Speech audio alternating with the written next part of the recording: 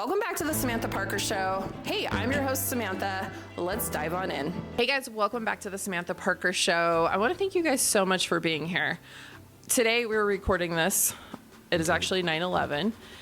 And yesterday was a really heavy day, especially here in Utah, and especially being an American. A lot of you have probably seen that Charlie Kirk. If you haven't seen it, you've been living under a rock, especially the fact that we're going to be airing this episode an entire week later. Charlie Kirk was an amazing human who really just asked people to have conversations. And he was shot and killed yesterday in Orem, Utah, which is where I grew up.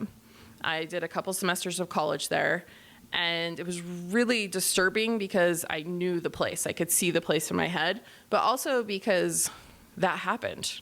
So not only is today 9/11, which I am old enough to remember 9/11. I was alive during it. In fact, I was in high school. And I can remember it very vividly. My mom used to do this thing in the morning where she would come and lay in my bed while I got ready. It used to drive me insane. And now I'm like, that was so much fun because she was just trying to connect with me before I went to school. So she would hang out in my room. She was making sure I was getting up and getting ready, and she would chat with me. But I would turn on the news. This isn't something I would ever do now. But I used to turn on Fox 13 News. I would watch the news in the morning. And when I went to school, they had Channel 1. I know that they broadcast Channel 1 all over different schools in the U.S. They would show a curated news segment made for junior high and high school kids. Every morning we watched Channel 1. Every classroom had the TV mounted in the corner. I asked my son this morning, he's 14. He was on his way to school, and I was like, do you guys watch a sort of program? And do you have a TV in the room? And he's like, we don't have TV in our classrooms. He goes, we have a projector.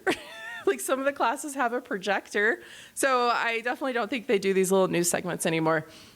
But I vividly remember 9/11 because I had that news program in my room.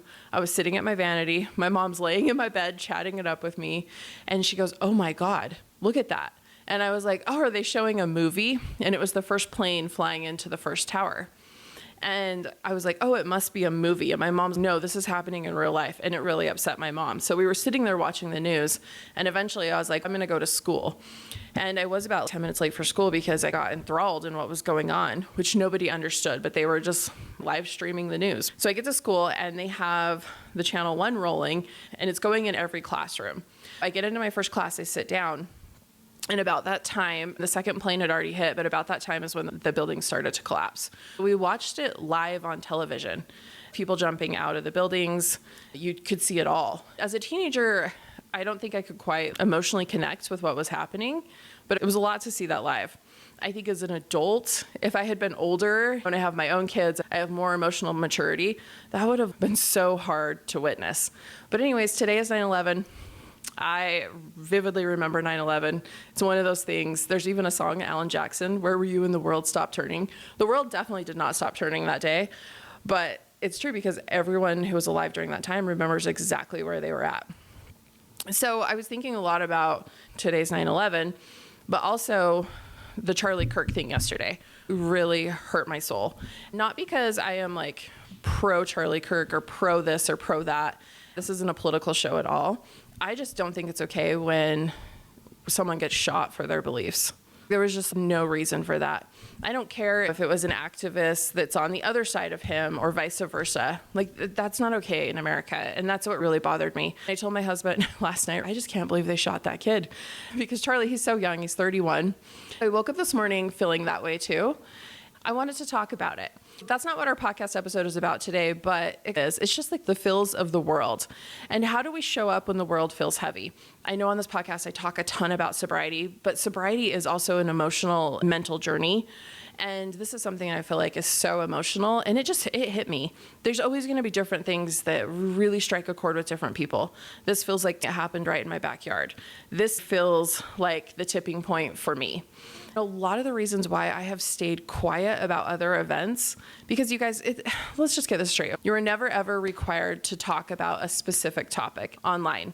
It is your platform. It is how you choose to show up. You do not have to show up if you're going through something hard. You do not have to show up and make a comment. You do not have to show up one way or the other. I, however, feel like this is a moment when I have some things to say. And I do feel like this is a tipping point for me. So let me give you guys a little bit of a backstory. I was canceled in 2020 and it wasn't fun at all. I'll just tell you guys what happened. 2020 was explosive. Lots of different things were going on. I was posting pretty damn openly in 2020. I started working online in 2015. I've been doing this for over a decade.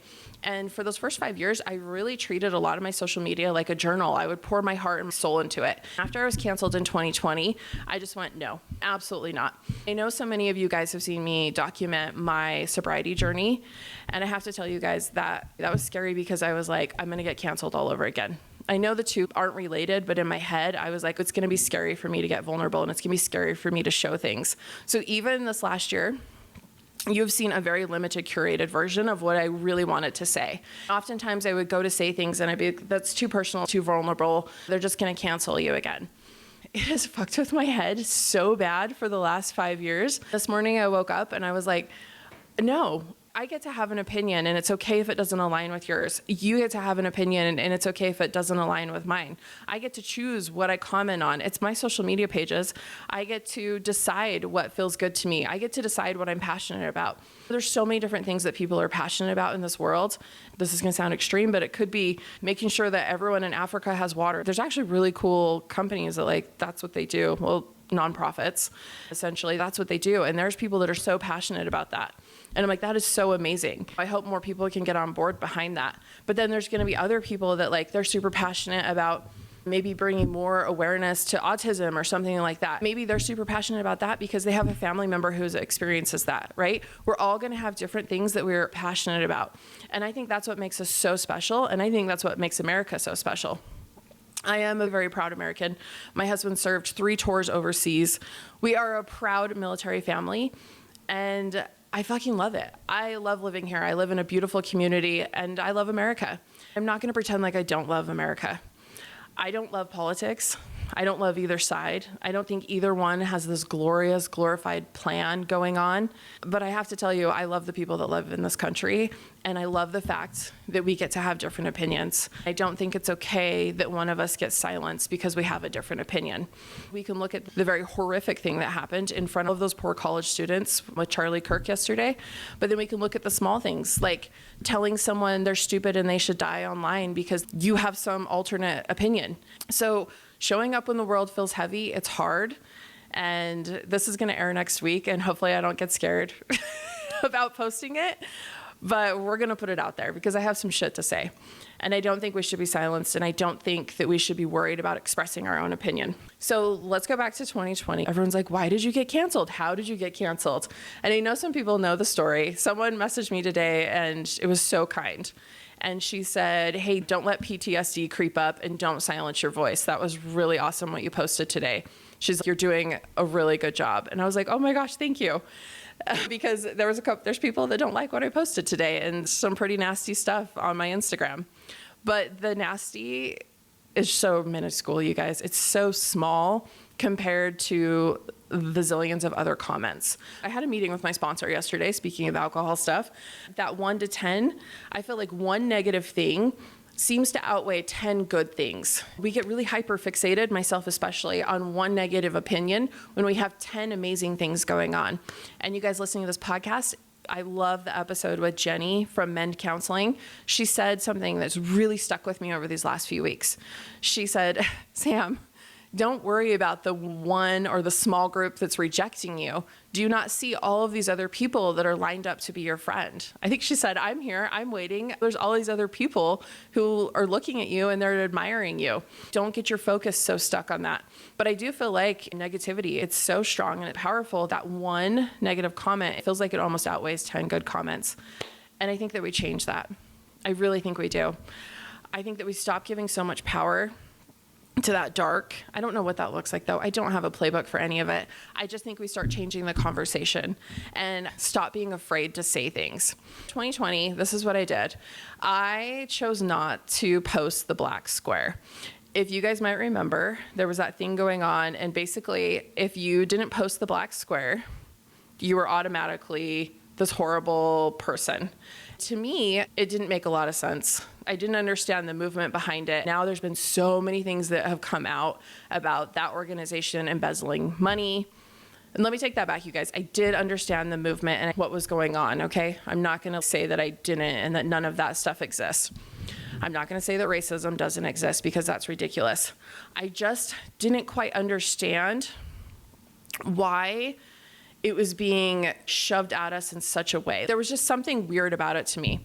That was like 5 years ago. I couldn't tell you exactly what I was thinking, but I chose not to post the damn black square.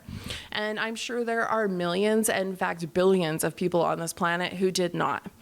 I woke up one day in the morning and I had hundreds of comments on my Instagram. I had lost thousands of followers and I was shocked. It turns out there was a group of people that they were going around and they were screenshotting people's profile who they didn't feel were posting or acting in a specific way that aligned with Black Lives Matter. So they took a screenshot of my profile and posted it in a Facebook group. And everyone in that group, their job was to attack. I was getting emails, I was getting hate comments, and it's weird. What was really interesting to me was the snowball effect of it. I started getting hate comments from people I know. My cousin left a really nasty comment on my thing, and I haven't heard from him since. I'm like, hey, come back, say it to my face. It was so interesting to me. I was like, did anyone like actually just call me? It wasn't like I had made a statement or anything. I could have been hospitalized and just not posted the fucking black square. It was so wild, but I was targeted. And I think the movement did a lot of great things in America, but I think it caused a lot of division and a lot of hate. And going through that, where it was like, I didn't do something that the specific majority thought I should do. And looking back, I don't know. I don't know if I shouldn't have posted it, to be honest. And you can come at me, whatever. Like I said in my stories this morning, I was canceled once.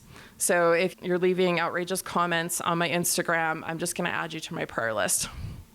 And I think as humans, we can always do better. I can always do better every single day. But getting canceled sucks. It doesn't feel good. It feels horrible to have people saying things to you.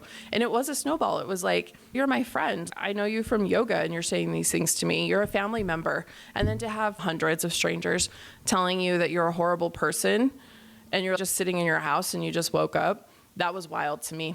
It shut me up. At first, I didn't stay quiet about it, but over time, I would do things even if it was subconsciously. Like I would go to post something and decide I didn't want to share it. I would go to say something and decide I didn't want to share it. I would go to share something that was on my heart and mind and decide that I didn't want to share it. I know there's going to be people listening to this and they're like, wow, you really share a lot. I'm like, I was sharing a very filtered version of myself, and it sucks to show up that way. And the other thing I noticed is when you show up that way, you start calling in people that match that energy as well. I started acting in behaviors that match that energy as well. I spent a lot of time over the last 5 years doing this thing where I would put myself out there. I would get a negative reaction from someone because I was so focused on that one that I missed the other 10, and then I would pull back. I would do things like sabotage my business. I would stop going into my office. I would stop posting. There would be whole weeks where I just didn't post anything. I didn't feel like I was a good enough person to be there. I played this game for so long. Getting canceled and this cancel culture has to stop. My experience is a small piece of the pie from what some people have experienced. It has gone to the point where people are getting killed because of what they have to say and because there are people out there that don't believe in their opinion. That is so much bigger than what I experienced. But today I wanted to share that. I feel like I've been sharing a lot about my alcohol journey. I feel really turned up about sharing it. I was laying in my hammock in my backyard last night and I was just watching the stars. And I was like, it's time to really step out there. I think that alcohol ruins a lot of people's lives. It does a lot of damage to us. It did a lot of damage to me. And there's so many times even where I've been sharing my journey and then I'll pull back. I won't post TikToks for 2 or 3 weeks. I've been so afraid of how I was going to be perceived. And I don't like it. I don't cancel culture. It's basically adult bullying for the online world. It's like insane. And they're saying that the vast majority of the accounts are leaving like these insane, hateful comments, especially on X. They're actually fake. So it's like there's something out there or someone programming things to make people feel like shit. That is insanity to me. That is absolutely wild. So I plan to double down on my focus of spreading more love, more light, sharing my alcohol story as much as I can, and my content journey. I just sat in this exact room and we filmed 2 hours worth of content for a client. She has a book coming out. She has a story that needs to be told. That woman is brave for telling her story. We need more brave people out there, and I will keep making content. I will keep sharing your message. I don't care if you're a hotel. I don't care if you're selling plates. You have a purpose here, and it is okay to stand out, to be brave, and to be in this online space. We all deserve to be here. We all deserve to be seen. We all deserve to be heard. We all deserve to believe anything we want to believe, as long as it's not harming other people. Okay. That was deep. That was super deep. I pulled some stats this morning about the mental health impacts of cancel culture. I wanted to share some with you because I can yap all I want, but I like to back things up with facts and stats. Cancel culture increases anxiety, depression, shame, loneliness, and makes you feel ostracized. In a study in the Premier Journal of Psychology, people canceling online reported heightened anxiety, social isolation, and self-censorship. We should not be censoring ourselves.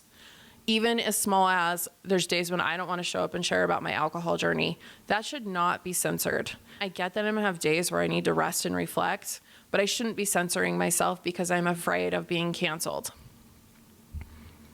For teens and young people, being canceled by peers can cause trauma, depression, and suicide. For bystanders, observers feel guilt, fear that they'll be next, leading to more self-censorship and silence. Pew Research. There was some research done in 2020 where about 44% of US adults said that they had heard about cancel culture. By 2022, that rose to 61%. This is becoming normalized, and it's fucked up.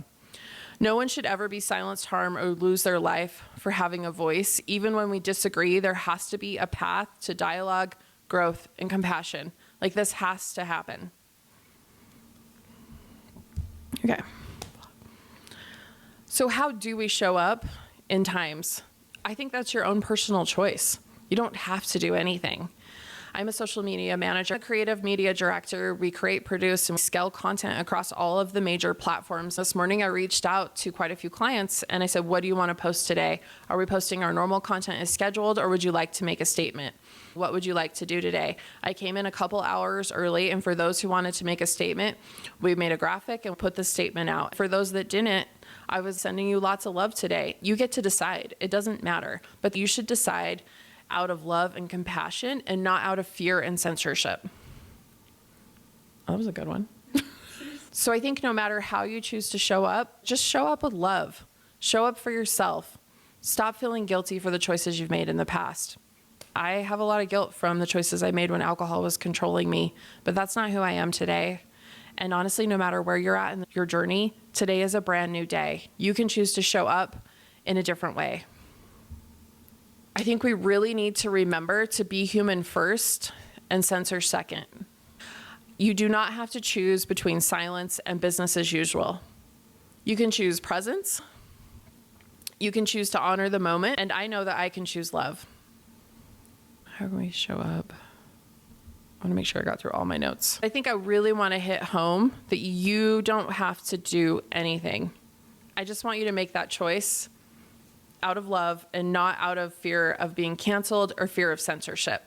I can't tell you why I'm choosing now to be really outspoken about this. I always trust in God's timing. I don't know why 2024 was the year that I got sober. I just know that it was when I was supposed to do something. And I feel like right now I'm supposed to say something. Okay. So you guys, thank you for listening to the Samantha Parker Show today. I promise I'm not making this a political platform, a political podcast. I'm just making this a space where it's safe. We can talk about what we want to talk about. The whole reason I named it the Samantha Parker Show and not the Sobriety Hour or the Content Social Media Show. I wanted to give myself the space to be a human, to show up as a human, to have guests that intrigue me, to invite curiosity and spark conversation. I wanted to have this show as a safe space. We started it out on my couch. My first guest was Kermie, one of my good friends. In fact, Cindy, her daughter, is sitting in the room right now. Now I'm here back sitting on this couch. I shifted the focus of the podcast to sobriety because that's what I was going through. I'm not going to stop talking about sobriety. That has put me where I am today. But this show is about so much more. It's about the human connection, and it's about love and compassion and kindness. Even sometimes love and compassion and kindness doesn't show up great. I know that because we're messy humans. I don't know what you're supposed to take from this. I just know it's something that I wanted to say. Sending you lots of love. I hope you have a really good day whenever you're listening to this. And I know next week is going to bring a new batch of love, hope, inspiration, and things might be going really well, or you might be having a really bad day. Don't turn to alcohol for sure. Don't turn to hate. Turn to curiosity and turn to kindness. All right, guys, I'll see you next time on the Samantha Parker Show.